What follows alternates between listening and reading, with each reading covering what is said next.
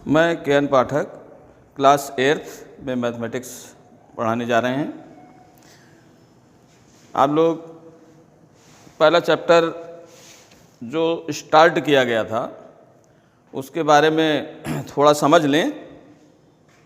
पहला चैप्टर है rational numbers. Rational numbers ये चैप्टर है रेशनल नंबर्स। तो आप लोग ध्यान दीजिएगा। सबसे पहले हम आपको ये समझाने की कोशिश करेंगे what are rational numbers.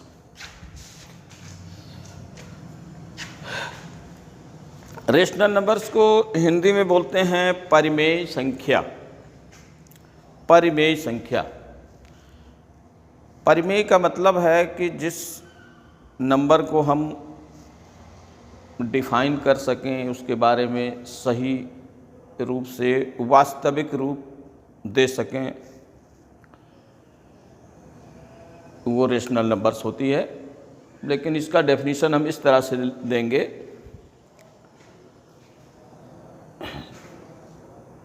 The rational number is written as p upon q where p and q are integers but q is not equal to 0। ध्यान दीजिएगा, p upon q का मतलब हुआ अंश और बटे हर, यानी numerator upon denominator. Numerator upon denominator, ऐसे नंबर्स जो न्यूमरेटर अपॉन डेनोमिनेटर के रूप में हम लिख सकते हैं, लेकिन डेनोमिनेटर 0 नहीं होना चाहिए। हमने ये बताया आपको कि p and q both are integers. Integers हैं, इंटीजर्स में 0 भी आता है, ये आप जानते हैं। लेकिन q is not equal to 0, denominator 0 नहीं होना चाहिए। अगर डेनोमिनेटर 0 हो गया तो वो नॉन डिफाइंड हो जाता है, यानी उसको हम परिभाषित नहीं कर सकते हैं, जिसको हम एक हिंदी में नाम देते हैं इन्फिनिटी, यानी अनंत। अनंत रूप उसको दे सकते हैं। 1/0 है, 2/0 है, 3/0 है। मतलब 0 नंबर अगर डेनोमिनेटर में आ गया तो इन्फिनिटी हो जाता है। और इन्फिनिटी आप जानते हैं कि इसको हम डिफाइन नहीं कर सकते हैं। वही अनंत संख्या को आप कहाँ डिफाइन कर सकते हैं? जैसे कहा जाए कि आसमान में कितने तारे हैं, तो आप क्या कहेंगे? अनंत नंबर, उसको गिन नहीं सकते हैं, यानी उसको हम डिफाइन कर ही नहीं सकते हैं।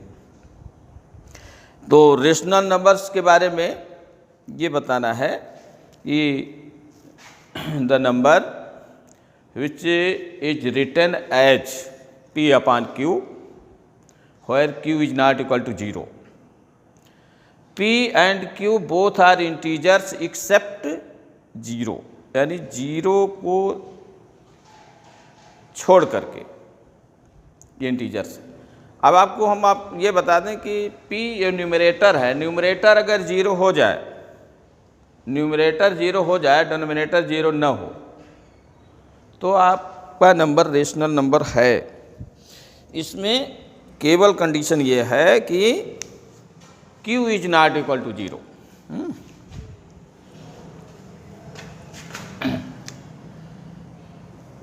यहाँ ध्यान दीजिएगा, rational number is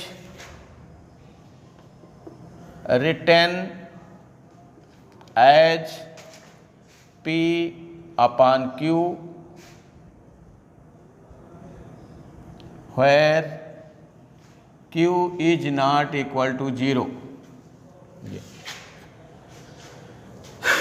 p and q both are integers।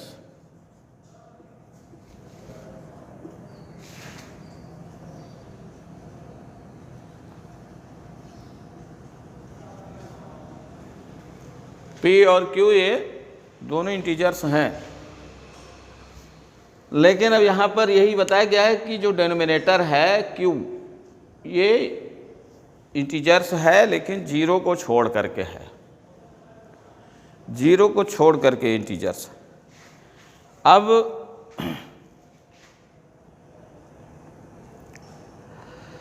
ये इंटीजर्स आपके पॉजिटिव और नेगेटिव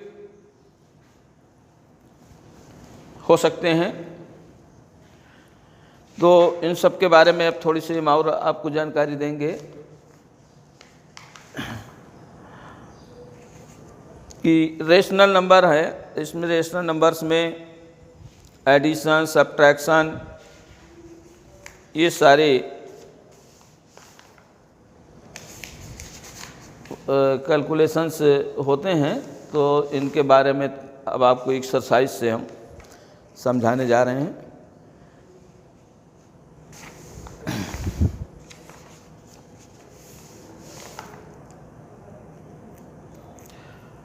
इसमें बहुत से प्रॉपर्टीज भी हैं, लेकिन जब हम आपको एक्सरसाइज लेंगे तो वो प्रॉपर्टीज भी हम आपको याद दिलाएंगे प्रॉपर्टीज के बारे में।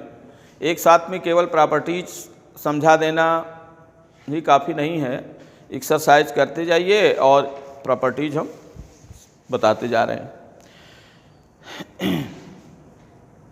यहाँ ध्यान देना है, देखिए -2/3 × 3/5 प्लस 5/2 -3/5 × 1/6। तो अब इसको आपको ये ध्यान देना है कि देखिए प्रॉपर्टीज के बारे में सबसे पहले हम आपको कुछ समझाना चाहेंगे। वो चीज़ जब समझ में आ जाए तो कैलकुलेशंस आसान हो जाएंगे।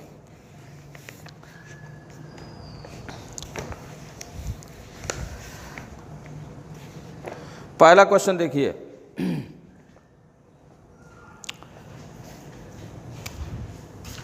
ये एक्सरसाइज 1.1 से हम आपको बता रहे हैं।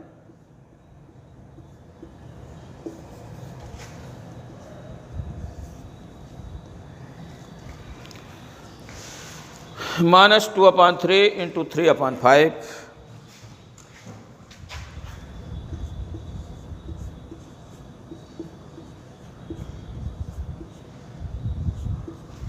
Plus 5/2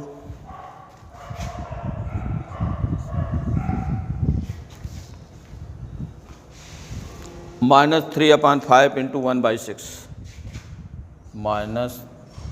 -3/5 × 1/6 -3/5 × 1/6 -2/3 × 3/5 plus 5/2 -3/5 × 1/6। आप ध्यान दीजिएगा, जो रेशनल नंबर्स होते हैं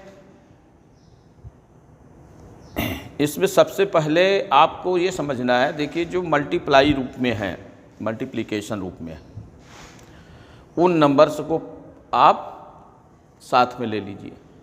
मल्टीप्लाई में आप देखिए, ये मल्टीप्लाई में इस नंबर्स को हल करने के लिए वैसे तो सिंपल फार्म में हम आप न्यूमरेटर को आपस में मल्टीप्लाई करके और फिर इसको हम उस फार्म में लिख सकते हैं, लेकिन यहाँ पर आपको प्रॉपर्टी यूज करना है, इस वजह से आपको ये ध्यान देना है। -2/3 × 3/5 और इस पार्ट को आप यहाँ ले लीजिए, इस पार्ट को -3/5 × 1/6 और प्लस 5/2, इसको आप बाहर कर सकते हैं। अब आप ध्यान दीजिएगा, ये दो पार्ट हैं यहाँ से यहाँ तक, तो इसमें हम अगर 3/5 को कॉमन ले ले रहे हैं, 3/5 को कॉमन ले ले रहे हैं, तो ये जो पार्ट बच रहा है उसको आप लिख सकते हैं यहाँ 3/5 कॉमन ले लें। यहाँ क्या बचेगा, -2/3, यहाँ बचेगा -1/6 और प्लस 5/2, ये हो गया। अब आप ध्यान दीजिएगा, इसको हम सॉल्व कर सकते हैं। एलसीएम आएगा 6, यहाँ हो जाएगा -4 -1 प्लस 5/2। ये कितना हो जाएगा 3/5 इंटू -5/6 और +5/2।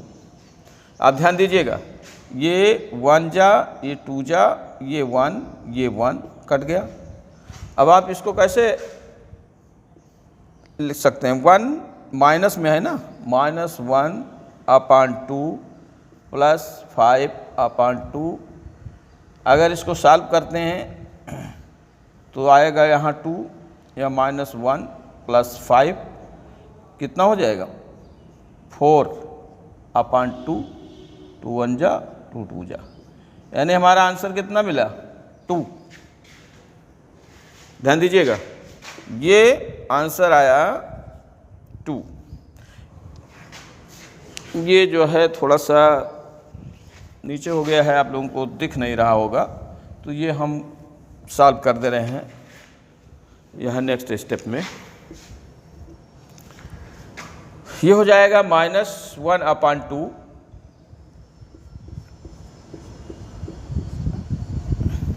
+5/2, एलसीएम आएगा 2 -1 +5 और ये आ जाएगा 4/2। 2 1 जा 2 2 जा, यहाँ आंसर आया 2। तो देखिए ध्यान दीजिएगा, इसको सीधे सीधे फार्म में भी हम हल कर सकते थे।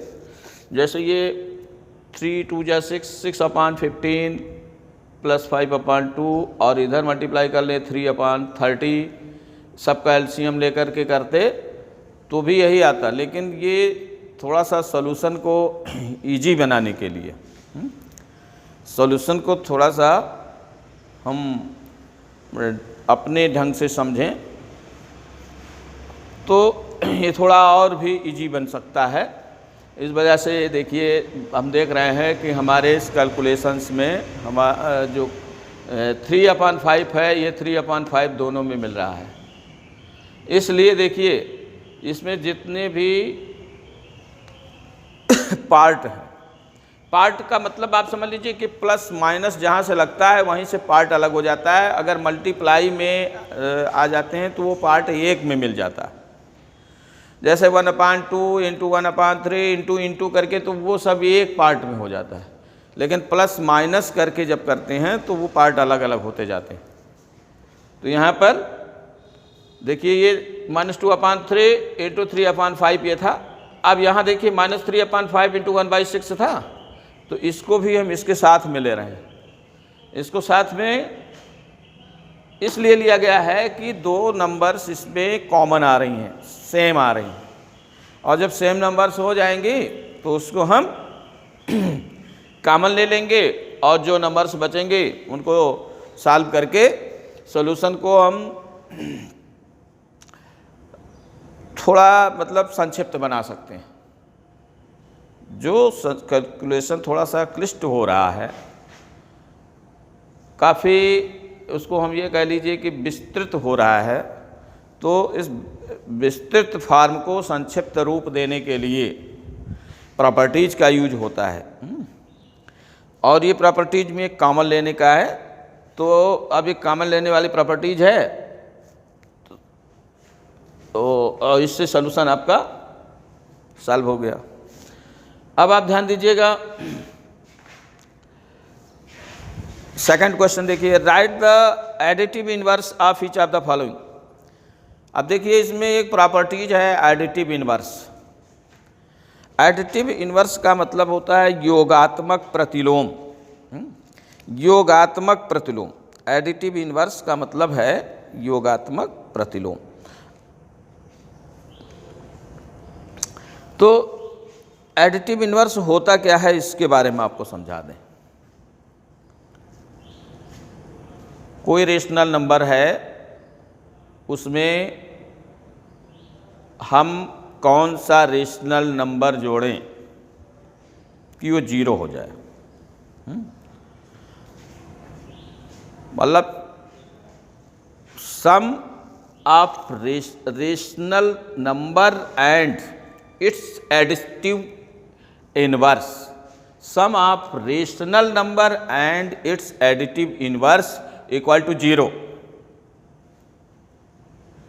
तो एडिटिव इनवर्स जो होगा, अगर पॉजिटिव नंबर्स में कोई रेशनल नंबर दिया हुआ है तो उसका एडिटिव इनवर्स नेगेटिव में जाएगा, और नेगेटिव में दिया है तो उसका एडिटिव इनवर्स पॉजिटिव में जाएगा, और जब हम सम करेंगे तो 0 हो जाएगा।